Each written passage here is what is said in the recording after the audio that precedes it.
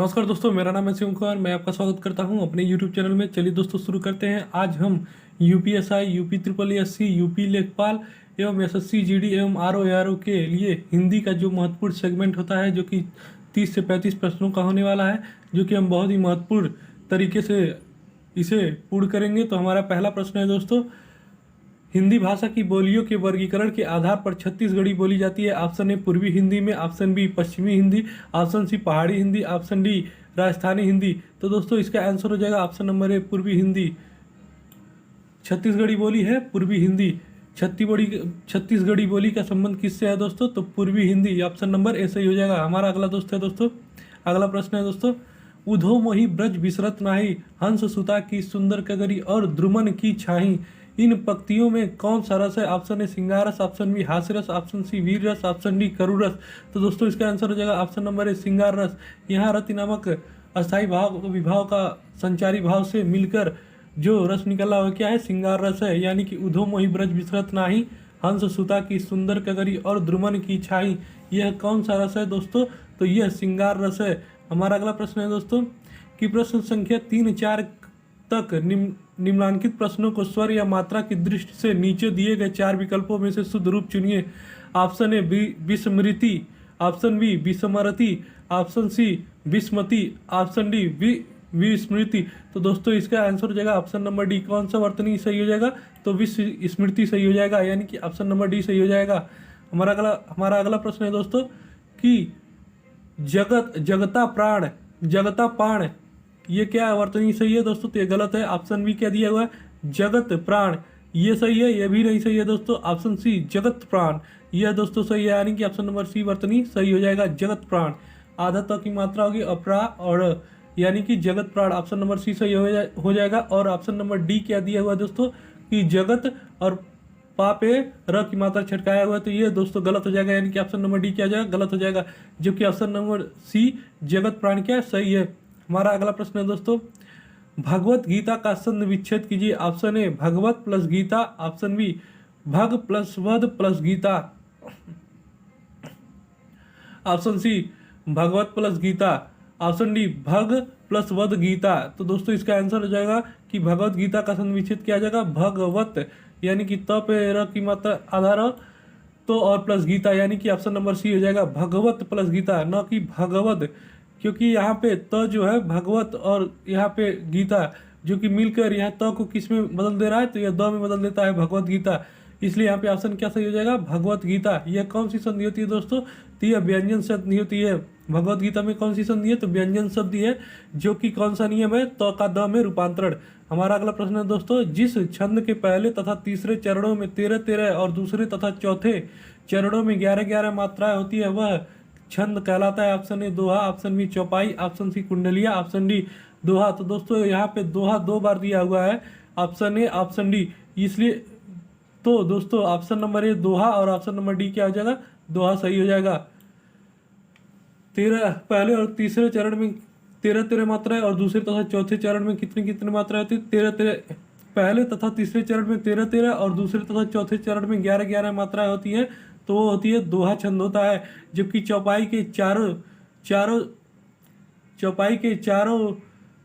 चौपाई में सब प्रत्येक में 16-16 मात्राएं होती है। और जबकि कुंडलिया किससे मिलकर बना होता है? तो दोहा और रोला से मिलकर क्या बनता है? हमारा कुंडलिया बनता है। चौपाई में कितने मात्रा होती है? तो प्रत्येक में 16-16 मात्राएं। दोहा में कितने? प्रत्येक प्रथम और तृतीय चरण में 13-13 मात्राएं और द्वितीय और चतुर्थ चरण में कितने? 11-11 मात्राएं होती है। हमारा अगला प्रश्न है दोस्तों,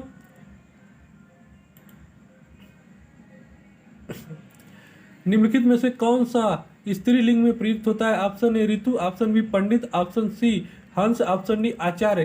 तो यहाँ पे दोस्तों ऑप्शन नंबर ए सही हो जाएगा, ऋतु। ऋतु हमेशा स्त्रीलिंग शब्द होता है। ऋतु कौन सा शब्द है? स्त्रीलिंग शब्द है। जबकि पंडित, आचार्य ये क्या है? पुल्लिंग है। हंस भी क्या है? पुल्लिंग है। पंडित का पंडिताइन हो जाएगा, हंस का हंसिनी हो जाएगा। प्रश्न नंबर 8 क्या है? ध्वनिमयी करके गिरी कंदरा, कलित कानन केली निकुंज को, प्रस्तुत पंक्तियों में कौन सा अलंकार है? तो यहाँ पे दोस्तों क 3 बार आवृत्ति हुई है। तो ये दोस्तों यहाँ पे जब एक ही वर्ड की कई बार आवृत्ति हो जाती है तो वहाँ पे कौन सा अलंकार होता है? तो वहाँ पे वृत्तीय अनुप्रास अलंकार होता है। जहाँ एक ही वर्ड की केवल 2 बार आवृत्ति होती है, जहाँ पे एक ही वर्ड की 2 बार आवृत्ति होती है केवल, तो वहाँ पे 6 का अनुप्रास होता है।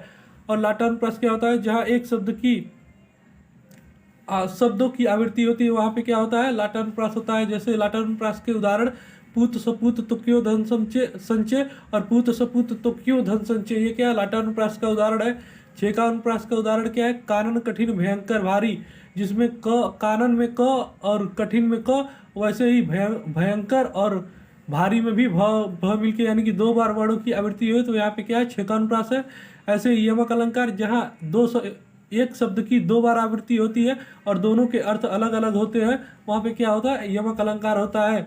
जैसे कनक कनक ते सौगुनी मादकता अधिकाय, जो खाए बौराए जो पाए बौराए। हमारा अगला प्रश्न है दोस्तों, यहाँ पे कथन ए दिया हुआ है और उसके संबंध में तर्क आर दिया हुआ है, तो इसमें हमें चुनना है कि कथन ए सही है या तर्क आर सही है। तो पहला कथन ए क्या है, पश्चिम के नए ज्ञानोदय से बहुस्तरीय वर्चस्ववाद को बढ़ावा मिला है, तो बिल्कुल मिला है दोस्तों। पश्चिम के नए ज्ञानोदय से बहुस्तरीय वर्चस्ववाद को बढ़ावा मिला है, यह हम सभी जानते हैं। और तर्क आर क्या दिया हुआ है कि उसी कारण साहित्य में विकेंद्रीकरण की प्रवृत्ति बढ़ी है, एकदम सही बात है, बिल्कुल सही बात है दोस्तों, कि उसी के कारण क्या हुआ है, साहित्य में विकेंद्रीकरण की प्रवृत्ति हुई है।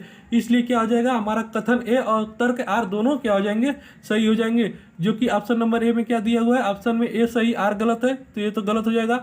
ऑप्शन नंबर बी क्या दिया हुआ है, ए गलत है आर सही है, ये भी गलत हो जाएगा। ऑप्शन नंबर सी क्या दिया हुआ है कि ए और आर दोनों सही है, तो दोस्तों हमारा आंसर क्या हो जाएगा, ऑप्शन नंबर सी, ए और आर दोनों सही है। कि कथन ए पश्चिम के नए ज्ञानोदय से बहुस्तरीय वर्चस्ववाद को बढ़ावा मिला है, तो सही है बात, एकदम मिला है दोस्तों। उसी कारण साहित्य में विकेंद्रीकरण की प्रवृत्ति बढ़ी है, तो ये भी बिल्कुल सही है दोस्तों। तो इसलिए हमारा क्या ऑप्शन सही हो जाएगा कि ऑप्शन ए और आर दोनों सही हो जाएगा। हमारा अगला प्रश्न है दोस्तों, अनेकार्थी शब्द बताना है। ऑप्शन ए तात, ऑप्शन बी पूज्य, ऑप्शन सी पिता, ऑप्शन डी मोती। तो यहाँ पे दोस्तों ऑप्शन ए तात, पूज्य और पिता क्या है, ये तीनों अनेकार्थी शब्द है, जबकि मोती क्या है, ये अनेकार्थी शब्द, इनका अनेकार्थी शब्द नहीं है। इसलिए क्या हमारा हो जाएगा कि मोती हमारा विषम शब्द हो जा रहा है, इसलिए क्या हमारा आंसर हो जाएगा मोती, ऑप्शन नंबर डी सही हो जाएगा। अब हमारा दोस्तों वाक्य दिया हुआ है जिसमें 4 भागों में बांट दिया गया है, उसमें हमें त्रुटि बताना है कि वाक्य के किस भाग में गलती है। तो गंभीर नदियों विस्तृत सागरों, तो दोस्तों इसी भाग में गलती नजर आ रहा है कि गंभीर नदियों और विस्तृत सागरों एवं उर्तुंग पर्वतों श्रृंगों को पार करना भी अब कठिन नहीं रहा, और कोई त्रुटि नहीं। तो दोस्तों हमारा किस में गलती है, तो हमारा भाग ए में गलती है, इसलिए हमारा आंसर क्या हो जाएगा, गंभीर नदी और विस्तृत सागरों में, ये हमारा भाग ए में गलती है, इसलिए हमारा ऑप्शन नंबर ए सही हो जाएगा। हमारा अगला प्रश्न है दोस्तों, निम्नलिखित प्रश्न संख्या 12-13 तक निम्नलिखित प्रश्नों में से प्रत्येक में से किसी एक सर्वाधिक उपयुक्त युग्म को चुनिए जो दिए गए शब्द का परिवाची हो। क्वेश्चन नंबर 12, अंतरिक्ष, अंतरिक्ष का परिवाची पृथ्वी होता है, नहीं होता है। व्योम होता है, व्योम आकाश, आकाश होता है, व्योम होता है, ये तो आकाश के परिवाची है, यानी कि नभ के परिवाची है। ऐसे ही सूर्यपथनभ, ये भी नहीं है अंतरिक्ष के परिवाची। ऑप्शन नंबर डी क्या है, अनंत और तारापथ, तो ये क्या है, अंतरिक्ष के परिवाची होते हैं, कौन होते हैं, अनंत और तारापथ, यानी कि हमारा ऑप्शन नंबर डी सही हो जाएगा। हमारा अगला प्रश्न है दोस्तों, बटोही, क्वेश्चन नंबर 13, बटोही का परिवाची शब्द क्या हो जाएगा। ऑप्शन ए बटमार एकाकी, ये गलत है। ऑप्शन बी असहाय दुर्गम, ये भी गलत है। ऑप्शन सी पथिक राही, तो हाँ बटोही का अर्थ क्या होता है, पथिक राही, यानी कि ऑप्शन नंबर सी सही हो जाएगा। बटोही का अर्थ क्या होता है, पथिक राही, राहगीर। हमारा अगला प्रश्न है दोस्तों, ये भी वाक्य के 4 भाग में किया हुआ है, जो कि किस भाग में गलती है हमें बताना है। तो संस्मरण लेखकों ने अपने संस्मरणों, यानी कि ये सही है, संस्मरण लेखकों ने अपने संस्मरणों, तो ये सही है बिल्कुल। फिर जाके भाग भी क्या है, में विस्मरणीय क्षणों एवं घटनाओं, तो यहाँ पे विस्मरणीय घटनाओं का होगा, क्षणों नहीं होगा, इसलिए दोस्तों हमारा क्या हो जाएगा, भाग बी में गलती हो जाएगा, इसलिए हमारा ऑप्शन नंबर बी सही हो जाएगा। हमारा अगला प्रश्न है दोस्तों, उसने कहा कि मैं घर जाऊंगा, ऑप्शन ए, यहाँ पे क्या दिया हुआ, उसने कहा कि संबंधवाचक शब्दों का प्रयोग हो गया, इसलिए क्या हो जाएगा यहाँ पे कि मिश्र वाक्य को दर्शाता है, यानी कि ऑप्शन नंबर हमारा सी हो जाएगा, कि, क्योंकि, जबकि, ये सब आ जाए वाक्य के बीच में तो ये क्या हो जाते हैं, मिश्र वाक्य हो जाते हैं। जबकि संयुक्त वाक्य में और, अथवा, परंतु, किंतु, लेकिन जब शब्द से जुड़े हुए होते हैं वाक्य, तो क्या होते हैं, संयुक्त वाक्य होते हैं। सरल वाक्य में एक उद्देश्य और एक विधेय होता है। तो हमारे यहाँ पे उसने कहा कि मैं घर जाऊंगा में कौन सा वाक्य है? तो मिश्र वाक्य है। ऑप्शन नंबर सी सही हो जाएगा। हमारा अगला प्रश्न है दोस्तों, निर्देश प्रश्न संख्या 16 17 नीचे दिए गए प्रश्नों में से सही समानार्थी शब्द चुनिए। ऑप्शन ए कमल, ऑप्शन ऑप्शन 16 को प्रश्न नंबर 16 कमल का क्या समानार्थी शब्द बताना है। तो ऑप्शन ए क्या दिया हुआ? पारिजात।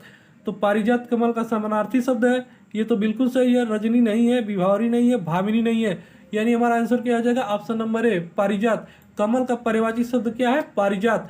ऐसे ही हमारा क्वेश्चन नंबर 17 है क्या है? कलानिधि। कलानिधि का समानार्थी शब्द क्या होगा? तो नीर पानी का है, अंबु पानी का है, अंगार ये आग का है। ऑप्शन बी क्या दिया हुआ है? हिमांशु। हिमांशु क्या? चंद्रमा। और कलानिधि का क्या? ये अनेकार्थी शब्द है, इसलिए कलानिधि का अनेकार्थी शब्द क्या हो जाएगा? हिमांशु। हिमांशु का पर्यायवाची शब्द क्या होता है? चंद्रमा। हमारा अगला प्रश्न है दोस्तों, अव्यय के कितने भेद होते हैं? Option A 3, option B 4, option C 5, option D 6। तो दोस्तों इसका आंसर हो जाएगा ऑप्शन नंबर बी। अव्यय के कितने भेद होते हैं? तो अव्यय के 4 भेद होते हैं। हमारा अगला प्रश्न है दोस्तों, प्रश्न नंबर 19, दिवस का विलोम शब्द है। ऑप्शन ए विभावरी। तो विभावरी मतलब रात होता है, ऐसे दिवस का दिन होता है। ऑप्शन बी क्या होती है? अरविंद। अरविंद मतलब कमल का पर्यायवाची है। प्रवाहिनी ये नदी का पर्यायवाची है। विचक्षण ये विलक्षण होगा दोस्तों, ये इसलिए हमारा दिवस का विलोम शब्द क्या हो जाएगा? ऑप्शन नंबर ए विभावरी। विलोम दिवस का विलोम शब्द क्या हो जाएगा? विभावरी हो जाएगा। ऑप्शन नंबर ए सही हो जाएगा। हमारा प्रश्न नंबर 20 है, प्रिय विशेषण के साथ प्रयुक्त होने वाली संज्ञा नहीं है। क्या है? प्रिय विशेषण के साथ कौन सी संज्ञा प्रयुक्त नहीं हो सकती? तो हमारा प्रिय विषय हो सकता है, प्रिय कवि हो सकता है, प्रिय मित्र हो सकता है, लेकिन प्रिय बैरी नहीं हो सकता। यानी कि ऑप्शन नंबर हमारा डी क्या हो जाएगा? गलत हो जाएगा कि प्रिय विशेषण के साथ प्रयुक्त होने वाली संज्ञा नहीं है। कौन सी? तो बैरी नहीं है। हमारा अगला प्रश्न है दोस्तों, वर्ष 1955 में ईस्वी में गठित प्रथम राजभाषा आयोग के अध्यक्ष कौन थे? तो ये दोस्तों सबसे आसान प्रश्न है, इसका आंसर क्या हो जाएगा? बीजी खरे। ऑप्शन नंबर ए ही सही हो जाएगा कि 1955 में गठित प्रथम राजभाषा आयोग के अध्यक्ष कौन थे? तो बीजी खरे थे। हमारा अगला प्रश्न है दोस्तों, प्रश्न संख्या 22-23 तक नीचे दिए गए वाक्यांशों के लिए एक शब्द चुनिए।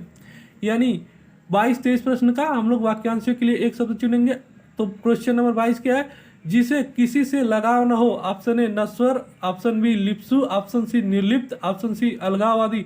तो दोस्तों हमारा आंसर हो जाएगा ऑप्शन नंबर सी निर्लिप्त। जिसे किसी से लगाव ना हो तो क्या हो? निर्लिप्त हो जाएगा, यानी कि 22 का ऑप्शन नंबर सी सही हो जाएगा। हमारा अगला प्रश्न है दोस्तों, जो कुछ जानने की इच्छा रखता हो। ऑप्शन ए जिज्ञासु, ऑप्शन बी जननी, ऑप्शन सी जानकी, ऑप्शन डी नीतिज्ञ।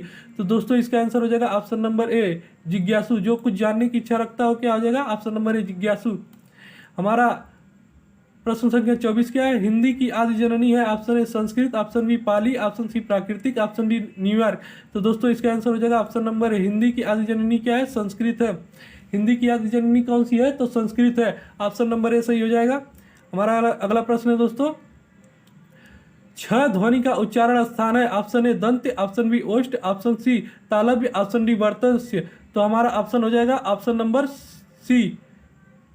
छ किसका उदाहरण है? उच्चारण स्थान है तो तालव्य का है। जैसे च छ ज झ ये क्या है? तालव्य का तालव्य उच्चारण स्थान है। जबकि दंत का क्या है? त थ द ध न। ओष्ठ का क्या है? प फ ब भ म। हमारा अगला प्रश्न है दोस्तों, अंधा युग के लेखक कौन है? Option A Ramdhari Singh Dinkar, option B Mahavir Prasad Dwivedi, option C Dharamvir Bharati, option D Mohan Rakesh. दोस्तों इसका आंसर हो जाएगा ऑप्शन नंबर सी। अंधा युग के लेखक कौन है? तो अंधा युग के लेखक कौन है दोस्तों? तो ऑप्शन नंबर सी सही हो जाएगा, धर्मवीर भारती। अंधा युग के लेखक कौन है?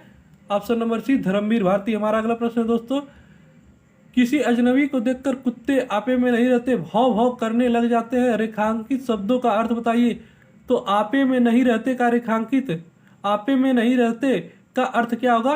होश में न रहना। ऑप्शन बी मिथ्या बकवास करना, ऑप्शन सी क्रोध में भड़क जाना, ऑप्शन डी अपनी सुध खो देना। तो दोस्तों इसका आंसर हो जाएगा ऑप्शन नंबर डी, अपनी सुध क्या कर देना? खो देना। आपे में न रहने का मतलब क्या होता है? कि अपनी सुध खो देना। हमारा अगला प्रश्न है दोस्तों, ज्ञानपीठ पुरस्कार प्राप्त करने वाली प्रथम महिला। तो ये सबसे जरूरी प्रश्न है दोस्तों कि हिंदी में ज्ञानपीठ पुरस्कार प्राप्त करने वाली प्रथम भारतीय महिला तो कौन थी हमारी? तो आशापूर्णा देवी थी। ज्ञानपीठ पुरस्कार प्राप्त करने वाली प्रथम महिला कौन थी? तो आशापूर्णा देवी थी। यानी कि ऑप्शन नंबर ए सही हो जाएगा। 29 का ऑप्शन नंबर ए सही क्या हो जाएगा? आशापूर्णा देवी ज्ञानपीठ पुरस्कार प्राप्त करने वाली प्रथम महिला थी। हमारा अगला प्रश्न है दोस्तों, निर्देश नीचे दिए गए मुहावरों के अर्थ का सही विकल्प चुनना है। ऑप्शन ए प्रश्न नंबर 30, आंख के अंधे और गांठ के पूरे, आंख के अंधे गांठ के पूरे का ये मुहावरे का अर्थ क्या आ जाएगा? ऑप्शन ए धनी परंतु मूर्ख, ऑप्शन बी गरीब किंतु अक्लमंद, ऑप्शन सी धनी परंतु अक्लमंद, ऑप्शन डी गरीब परंतु मूर्ख। तो दोस्तों इसका आंसर हो जाएगा ऑप्शन नंबर ए धनी परंतु क्या हो जाएगा? मूर्ख। आंख के अंधे गांठ के पूरे का अर्थ क्या आ जाएगा? तो धनी परंतु क्या हो जाएगा? मूर्ख। हमारा अगला प्रश्न है दोस्तों प्रश्न नंबर 31, चक्रधर फेलोशिप किसके लिए दी जाती है? ऑप्शन ए लोक कला के लिए, ऑप्शन बी शास्त्रीय संगीत के लिए, ऑप्शन सी शास्त्रीय नृत्य के लिए, ऑप्शन डी साहित्य आलोचना के लिए। तो चक्रधर फेलोशिप किसके लिए दी जाती है? ऑप्शन नंबर बी शास्त्रीय संगीत के लिए। चक्रधर फेलोशिप किसके लिए दी जाती है? तो शास्त्रीय संगीत के लिए। शास्त्रीय संगीत के लिए कौन सा सम्मान दिया जाता है? तो चक्रधर फेलोशिप दिया जाता है। हमारा अगला प्रश्न है दोस्तों निम्न में कौन सा प्र उपसर्ग से बना हुआ शब्द है? ऑप्शन ए प्रख्यात, तो ये बना हुआ है प्रत्यक्ष, ये प्रति प्लस अक्ष है, तो इसलिए क्या है ये गलत हो जाएगा, यानी कि ऑप्शन नंबर ए गलत हो जाएगा। हमारा ऑप्शन नंबर बी क्या है? प्रकृति, ये भी लगा हुआ है प्र से, प्रस्थान, प्रस्थान ये भी है, प्रतिक्षण यानी कि प्रतिक्षण प्रति उपसर्ग लगा हुआ है, इसलिए ऑप्शन बी गलत हो जाएगा।